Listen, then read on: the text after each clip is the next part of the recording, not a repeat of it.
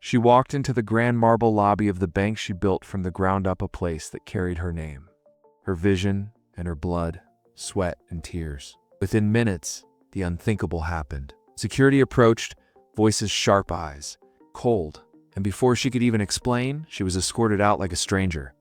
The woman who signed the paychecks, who made this empire possible, was treated as if she didn't belong. What drove them to humiliate her in front of her own employees?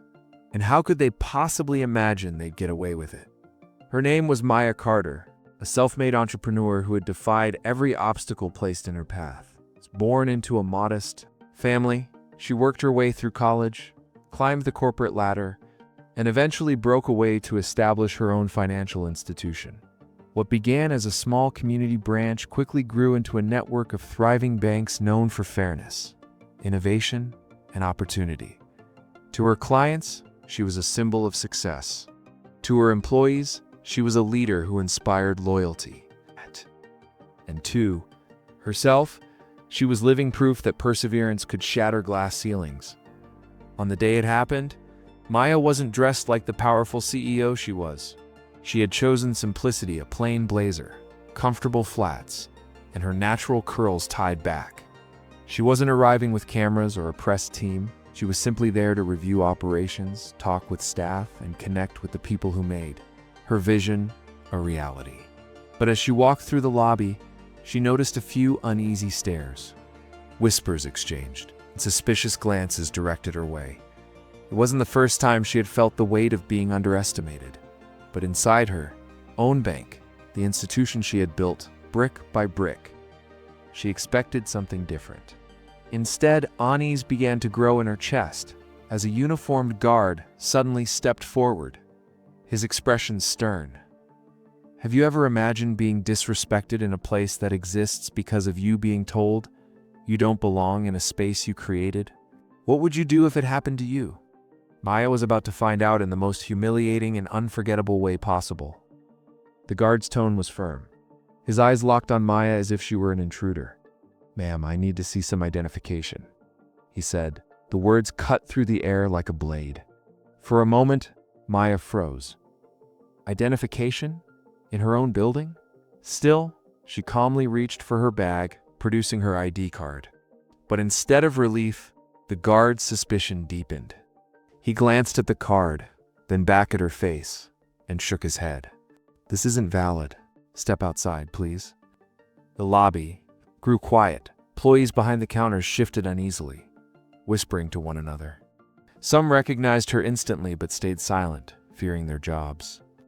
Others, newer to the company, simply watched in confusion.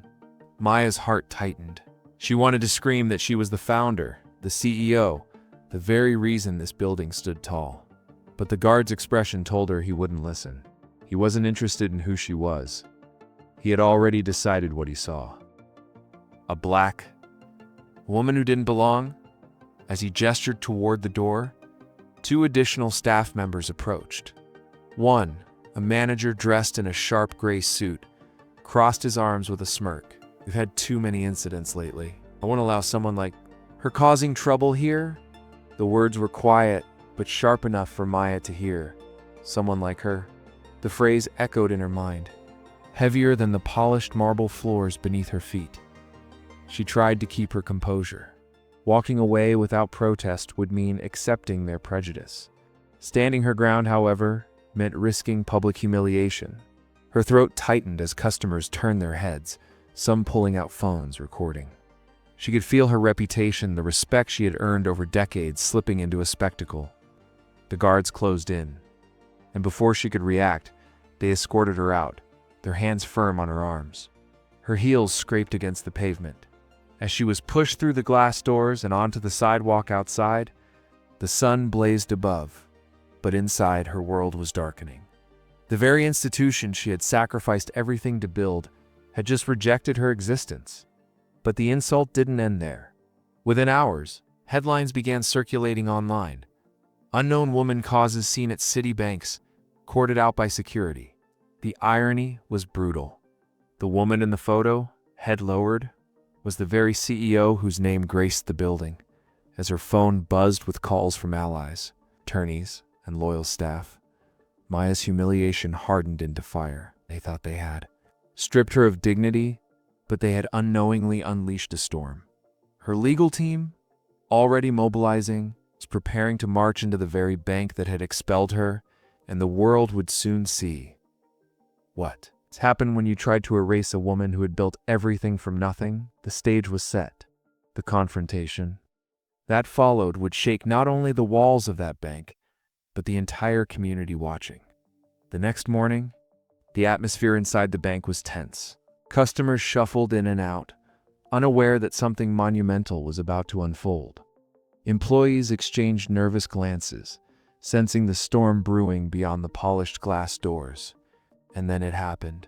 A convoy of black cars pulled up to the curb. Out stepped Maya, head held high, dressed in a sharp navy suit, every inch the powerful leader they had tried to erase. But this time, she wasn't alone. Behind her marched a team of attorneys, their briefcases clutched like weapons, their expressions carved with determination. They pushed open the glass doors and walked straight into the lobby. Conversation Froze. Papers rustled to a stop. The very guards who had humiliated Maya less than 24 hours ago stiffened, their faces paling as recognition set in. The woman they had escorted out was not an intruder. She was their boss. One of her attorneys slammed a thick folder onto the manager's desk, filled with legal documents that carried weight like thunder. The sound reverberated through the lobby.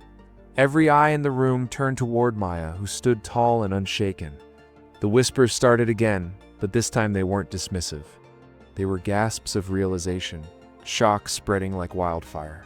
Through the crowd, the manager's smug expression collapsed into panic. His hands trembled as he scrambled for words, but none came. The guards shifted uncomfortably, their eyes darting between Maya and the attorneys. The power dynamic had flipped in an instant. What would happen next? Lawsuits, firings, or public reckoning was anyone's guess. But one thing was clear. This bank would never forget the moment its own CEO stormed back in, claiming her throne with the full force of justice behind her. Would they apologize? Would they attempt to cover their tracks? Or would Maya show them and the world that actions have consequences no security guard or prejudice manager could escape? The silence in the lobby was deafening as Maya's attorneys laid out the charges: wrongful removal, defamation, racial discrimination. Every legal term struck like a hammer against the polished marble floor. The employees who had once looked away now stood frozen, realizing they had witnessed history in the making. This wasn't just about humiliation, it was about justice, dignity, and the truth of who Maya Carter really was. By the end of the day, the manager had been suspended, the guards relieved of duty, and the board of directors scrambling to contain the fallout. But no public relations statement could erase the viral footage. A black woman, the rightful CEO, shoved out of her own bank. Millions had already seen it. Thousands were speaking out. And for once, the world was listening. For Maya, the victory was bittersweet. The sting of the experience lingered, the knowledge that even at the height of her success, she could still be treated as an outsider in her own house. Yet she refused to let it define her. Instead, she transformed that pain into power, vowing to use her platform to fight not only for herself, but for every person who had ever been told they didn't belong. Her story became a rallying cry. College students studied it. Entrepreneurs quoted it. Everyday people shared it, whispering the same thought. If it could happen to her, it could happen to any of us. And that's the question that lingers: how many more times will stories like Maya's repeat before society learns? How many more leaders, innovators, and visionaries will be forced to prove their worth in spaces they already built? Because the truth is undeniable. Maya didn't just walk back into her bank with a legal team. She walked back in carrying the weight of every silenced voice, and she made sure the world heard them. What would you have done if it were you standing in her place?